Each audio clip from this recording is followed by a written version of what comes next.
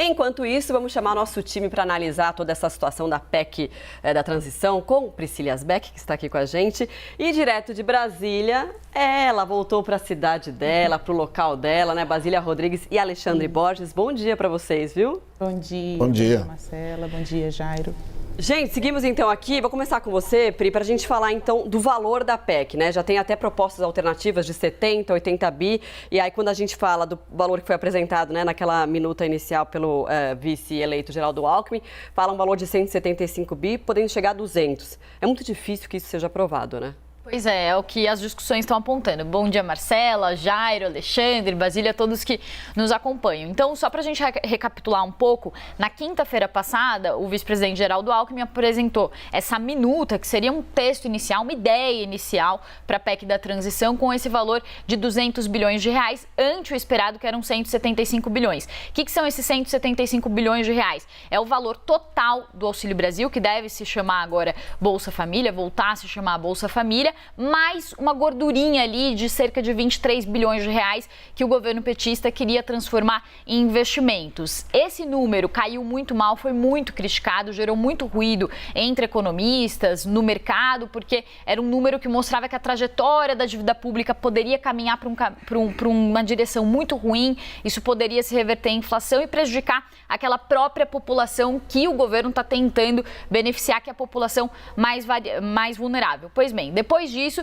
vieram então essas outras propostas que chegaram recentemente de Tasso Gereissati e também de Alessandro Vieira, ambos do PSDB, mas não daquela oposição ferrenha ao governo. É por isso que economistas estão dizendo que, como eles fazem parte de uma frente ampla, esse número seria um número que está em discussão entre também integrantes do governo e, de fato, a gente conversou aqui até com o Jean Paul Prats e ele admitiu que, de fato, o valor pode ficar menor do que aqueles 200 bilhões de reais. Desde o começo já tinha uma discussão de que o governo colocaria um valor acima, como um balão de ensaio, para tentar colher um valor intermediário. Esse é um ponto. Segundo ponto, prazos. Então, quanto tempo que o auxílio, que o Bolsa Família fica fora do teto de gastos? Vai ser só 2023? Vai ser de forma permanente? Tudo indica que vai ser só 2023, porque o Congresso não vai querer dar esse pedido, digamos assim, de bandeja para o governo. Ele vai querer ter o poder de barganhar isso ano a ano. E um terceiro ponto, por fim, para encerrar aqui,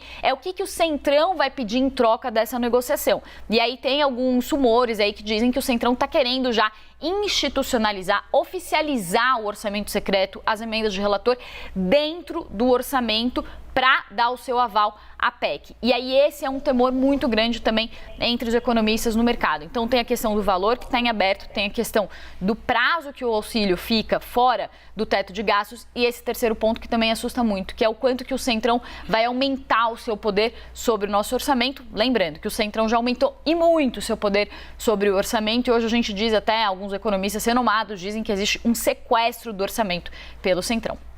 Alexandre Borges, misturando futebol com Copa do Mundo. Essa decisão que a gente está vendo, essa possibilidade de 200 bi, tá mais para uma zebra, como a gente viu no jogo da Argentina com a Arábia Saudita, ou tá com mais cara de jabuti e a gente vai ter que derreter uma outra taxa de juros para pagar o rombo? E que Sabe zebra, né? Eu tava achando isso aqui tudo muito comportado. Ninguém pega no pé da Argentina, meu Deus, todo mundo assim. Então tá liberado, né? Podemos pegar no pé dos argentinos, né? A grande zebra, né?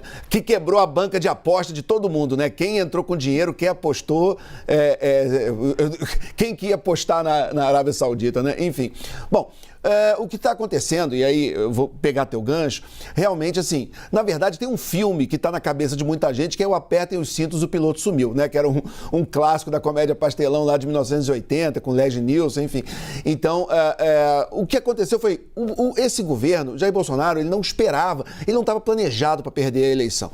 Ele realmente acreditava, e aí a gente via ele falando, eu vou ganhar no primeiro turno com 60%, e ele arrumava uns institutos meio estranhos de pesquisa que davam uma vantagem para ele e tal, e a gente achava assim, isso é retórica, como o Eduardo Pazuello falava, isso é conversa para a internet.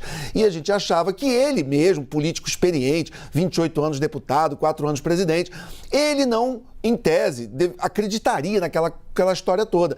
Mas, aparentemente, ele um pouco acreditava, sim. Então, quando veio o resultado, ele tomou um susto e está meio catatônico até hoje, né? Tentando entender para que lado que vai, o que vai acontecer. Há uma série de conjecturas aí sendo discutidas, mas, de certa forma, ele se desinteressou por terminar o mandato, pelo menos é o que aparenta. Então, tanto que na COP, Lula chegou já como presidente, como se ele tivesse sido empossado, nem foi, mas já está meio que, de certa forma, exercendo a presidência. E aí, essas equipes de transição, que é uma coisa meio burocrática, ou foram mais burocráticas em outras transições, nessa elas estão tomando quase áreas de ministério. Porque como a coisa foi, de certa forma, deixada no vazio pelo governo que sai, o governo eleito está querendo, peraí, nós não podemos parar de mexer os pratos, senão eles caem. E eles estão tomando pé da situação. O que a gente adiantou aqui já anteriormente, é que esse número de 200 bilhões realmente era um número lá para cima, para começar uma negociação, para todo mundo gritar, peraí. E aí, Alessandro Vieira, ontem até conversou com a gente aqui, veio com 70 bi, né? Bom, se eles vêm com 200, eu venho com 70. E aí teve a gritaria ao contrário, os petistas, não, 70 é pouco, peraí. Então é isso, é uma negociação. Um fala 200 de cá, o outro fala 70 daqui, e eles vão chegar em algum momento ao meio termo e vão fatiar esse abacaxi, como você falou, Jairo. É uma coisa que eles vão, aperta para um lado, puxa para o outro, mas vai ser alguma coisa aí, nem 200, nem 70, alguma coisa aí no meio do caminho. Pois é, Basília, mas assim, tem um tempo muito curto, né, para toda essa discussão. Você tinha até trazido a informação que pode ser que o texto final, definitivo, seja entregue ainda hoje. Bom, a gente vai aguardar se eles vão conseguir fazer toda essa negociação para, de fato, entregar esse texto, né?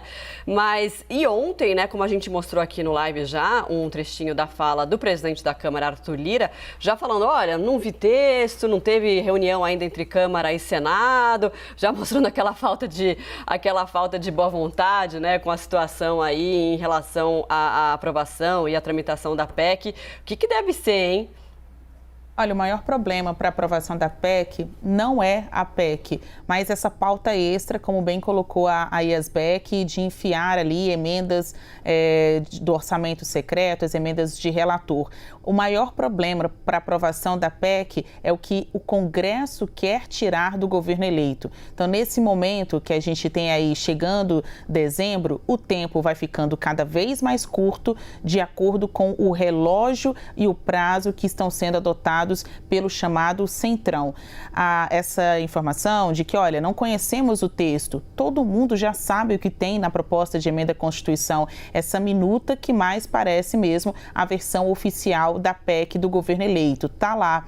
O problema é de interlocução, não tem aqui uma pessoa para conversar com a gente. Uma equipe que é coordenada por Geraldo Alckmin, vice-presidente eleito, ex-governador de São Paulo, um dos políticos mais conhecidos, e a gente tem aí inúmeros líderes. Talvez o problema não seja líder de menos, mas líder de mais. Então, o que mais tem até aqui é um conhecimento geral sobre o que tem na PEC, o tamanho dessa proposta e quem são os interlocutores. Existem aí os times da articulação política e da articulação orçamentária, dia após dia, falando desse texto. O que está pegando? O que está pegando é que o Congresso quer enfiar os chamados jabutis, né? Esses adendos no texto, essa pauta extra, para que dentro do que precisa ser feito para o governo, também entre o que o Congresso quer que seja feito no que tange ao pagamento das emendas parlamentares. Dia após dia, o tempo vai passando, o prazo vai ficando curto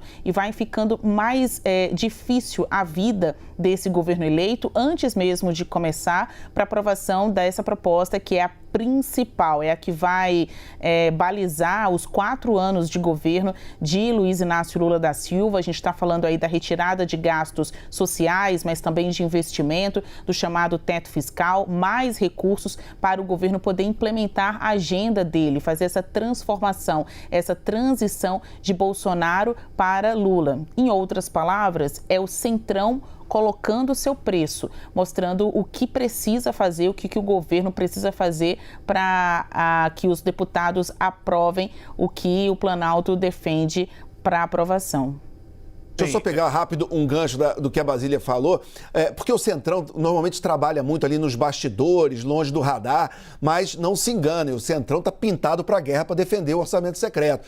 Só lembrando, quando há um mês o STF começou a analisar a constitucionalidade do orçamento secreto, teve aquela reação intempestiva de Elmar Nascimento, que é o deputado baiano do União Brasil, que ele falou, se mexerem no nosso orçamento, a gente tira o deles, ameaçando, chantageando o judiciário, dizendo, não mexe com o meu não, que eu vou tirar o seu. Então, realmente, eles estão trabalhando em silêncio, como eles normalmente fazem, mas estão pintados para a guerra e estão dizendo, no orçamento secreto, ninguém mexe.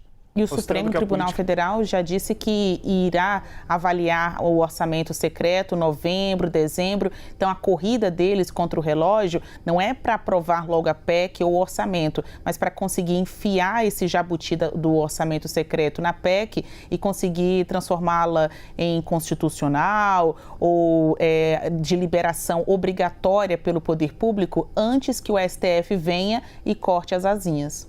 Aí vai tramitar rapidinho, né? Gente, obrigada. Daqui a pouquinho a gente fala mais.